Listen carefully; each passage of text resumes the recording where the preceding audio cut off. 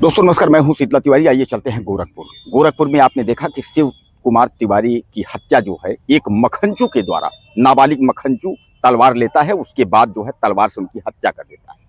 सबसे पहले जो है शिव कुमार तिवारी को ब्रह्मभोज में जो है ब्राह्मण भोजन में उनको बुलाया जाता है, और वो एक बार नहीं उनके घर जाकर के 3 बार उनको बुलाया जाता है। और ब्राह्मण भोजन के दौरान जब वह बैठ करके पंगत में जब वो खाना खाना शुरू करते हैं, तभी जो है पीछे से एक व्यक्ति आता है, युवक, और सब्बर से जो है उनके सर पे वार करता है। वह घायल हो जाते हैं। उसके बाद प्लान के तहत जो है लोगों के द्वारा उनको ऑटो में बिठाया जाता है हॉस्पिटल के लिए। और जैसे कुछ दूर पर जाते हैं तैसे जो है वह कई लोग वहां इकट्ठा होकर के ऑटो को रोक लेते हैं, और उसके बाद जो है मखनचू एक नाबालिग उसके हाथ में जो है तलवार पकड़ाते हैं, और उसके बाद जो है तलवार से यानी प्रहार करके और शिव कुमार तिवारी को मौत की घाट उतार देते हैं। अब उसमें कई लोग अपनी अलग अलग राय दे रहे हैं। अपना कोई कुछ कह रहा है, कोई कुछ कह रहा है। कई संगठन अपना खड़े हो गए हैं तमाम। आजकल मैं आपको बता दूं, चौधरी, वर्मा, पटेल, ये सब जो भी हैं, यह सब इनका अलग अलग संगठन है। और संगठन में तमाम जो है पप्पू पैदा हुए हैं। तमाम पप्पू भी अपनी अपनी राय जो है अलग अलग दे रहे हैं। हालांकि मैं आपको बता दूं, तकलीफ तब होता है जब एक कानून को जानने वाला और कानून को समझने वाला ही कानून के बारे में अगर वह इस तरीके से बताए कि जो हुआ वो सही हुआ, बदले की भावना से सही हुआ, तो फिर कहीं ना कहीं शर्मिंदगी होती है और सवाल खड़ा होता है। मैं आपको बता दूं कि शिव कुमार तिवारी 2024 में आरोपी थे। और आरोपी किस पर थे कि चौधरी परिवार में एक व्यक्ति की, आदेश चौधरी की जो है एक बच्चे की हत्या हुई थी। क्रिकेट खेल का मामला था, उसी में जो है गोली मार करके हत्या हुई थी, जिसमें शिव कुमार तिवारी आरोपी थे, जेल भी गए थे। उनकी जमानत पर वो जो है बाहर आए थे।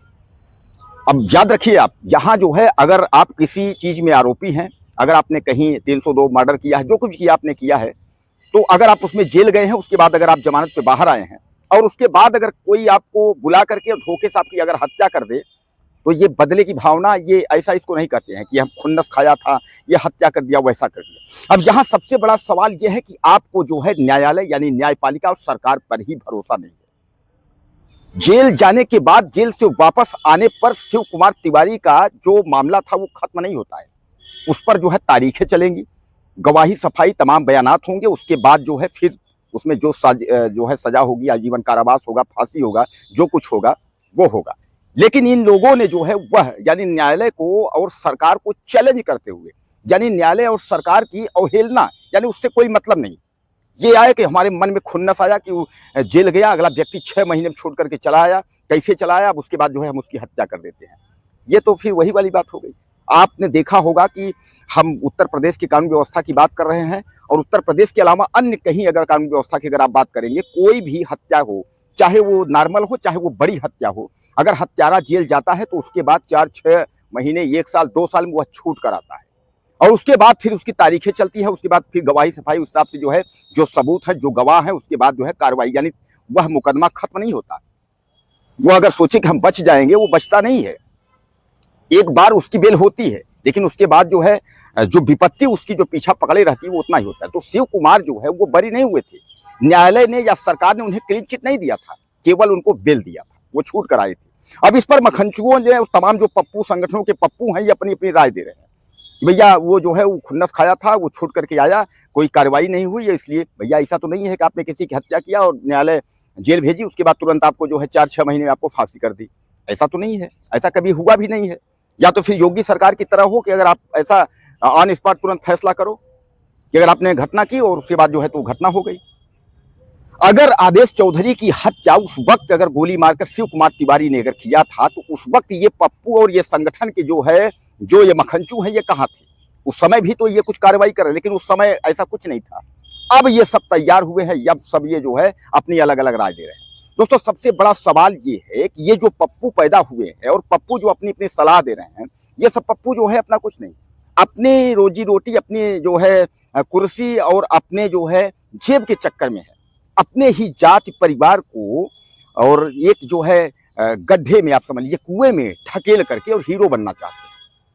अरे कुछ तो शर्म करो। अगर आप संविधान जानते हो, आप उस मोड़ पर हो, उस पद पर हो, अगर सब कुछ मानते हो कि हम यहाँ से वहां तक न्यायालय का सम्मान करते हैं, हम संविधान जानते हैं, तो उस हिसाब से कभी कोई कमेंट में लिख रहा है कि भैया ऐसा है कि ऐसा ना हो कि फिर ठोकिया, ददुआ और फला फला जो है हमारे बच्चे बन जाएं, ऐसा मजबूर ना करो। लो लोग अपने बच्चे को डॉक्टर, इंजीनियर और फला फला बनाना चाहते हैं। अगला जो है पप्पू बता रहा है कि जो है बन जाएंगे ददुआ ठोकिया और फला फला बन जाएंगे।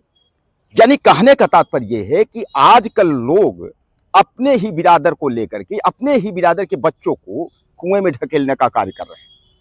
और सबसे बड़ी बात मैं आपको बता दूं कि एक आपको घटना याद होगी कि रीवा में मनीष पटेल, वह एक कॉमेडियन था, अच्छा लड़का था, सब कुछ था, क्योंकि रीवा में ब्राह्मण, पटेल, ठाकुर जितने भी सब लोग हैं सब भाई भाई हैं, भाईचारा है। किसी एक गलतफहमी की वजह से उसके ऊपर आरोप लगा था। आरोप लगा, उसके बाद जो है उसको कुछ उसके ऊपर मुकदमा पहले से भी थे, पुलिस ने उसको पकड़ा, उसको जेल भेजा। अब जेल भेजने के बाद जो है तमाम संगठन खड़े हो गए, भैया हम रीवा जाम कर देंगे, हम ये कर देंगे, मोहन सरकार बदल देंगे, मोहन सरकार की कुर्सी खा जाएंगे, ऐसा करके इस तरीके से तमाम करके उसके बाद जो है उस व्यक्ति को ऐसा कर दिया कि उसकी आज तक जो है जमानत नहीं हुई। यानी बेचारा अभी तक जो है वो जेल में है। और केवल यही जो है, जो ये तमाम जो संगठन के जो, जैसा मैं आपको बताया, तमाम पप्पू लोग जो हैं, यही सब मिल करके और मनीष पटेल को आज इस हाल में कर दिए कि वो जेल चला गया। अब सबसे बड़ा सवाल ये है कि क्या ये न्याय दिला पाएंगे? ऐसा कुछ नहीं। ये कहते हैं हम यहाँ पहुंचेंगे, ये घेर लेंगे वो, लेकिन सरकार जो करेगी वही करेगी। सरकार स्वच्छ जो है जांच करने के बाद ही कार्रवाई करेगी। आप कहीं कुछ भी घेर लो, सरकार हर नियम कानून सब जानती है। और आपके संगठन जैसे, आपके पप्पू जैसे, सरकार उसके पास बहुत सारे इस तरीके पप्पू बैठे हुए हैं। तो कहने का तात्पर्य यह है कि जो शिव कुमार तिवारी मसले में जो कुछ भी हुआ, यह गलत हुआ। यहाँ अगर कोई कुछ कह रहा है कि बदले की भावना में, ऐसा कुछ नहीं, ये बदले की भावना नहीं है। मैं आपको एक बार फिर कहता हूं कि तमाम हत्या के आरोप में, बड़ी बड़ी हत्याओं के आरोप में जो है लोग जेल जाते हैं, उनको बेल मिलती है, उसके बाद जो है तारीखें चलती है, गवाह सफा होता है, उसके बाद गवाही सफाई सबूत के आधार पर उनको सजा फांसी होती है। अब तो आपने कह दिया कि हमको जो है न्यायालय पर भरोसा नहीं, सरकार पर भरोसा नहीं, इसलिए हमने हत्या कर दी। ये तो आपने कहते हैं हम संविधान भी मानते हैं। तो ऐसे लोग जब कहते हैं कि संविधान मानते हैं, और ऐसे लोग जब सलाह देते हैं कि ऐसा वैसा जो है हम इनके साथ खड़े हैं, कुछ लोग कह रहे हैं कि भैया हम जो है इस बिरादरी, फला बिरादरी के साथ हम खड़े हैं, वो कैसा भी हो, कुछ भी हो, उनके साथ खड़े हैं, न्याय नहीं होने देंगे। ले, अगर उसने कहीं अगर बम भी फोड़ा है, कहीं अगर उसने थाना भी फूका है, कहीं उसने जो है गलत किया, फिर भी आप उसके साथ खड़े हो क्योंकि बिरादरी है, तो फिर क्या मतलब? ऐसी फिर संविधान को मानने वाले ऐसे जब आपको गलती का साथ देना है, केवल बिरादरी को लेकर के चलना है, तो फिर क्या मतलब? क्यों संविधान की दुहाई देते हो? तो कहने का तात्पर्य यह है कि अपने ही समुदाय के, अपने ही परिवार के बच्चों को इस तरह से जो है गड्ढे में मत ढकेलिए। अब रही बात शिव कुमार की, तो शिव कुमार 2024 में वो आरोपी थे। अब आरोपी के बाद जो है वो जेल गए थे, जमानत पे आए थे।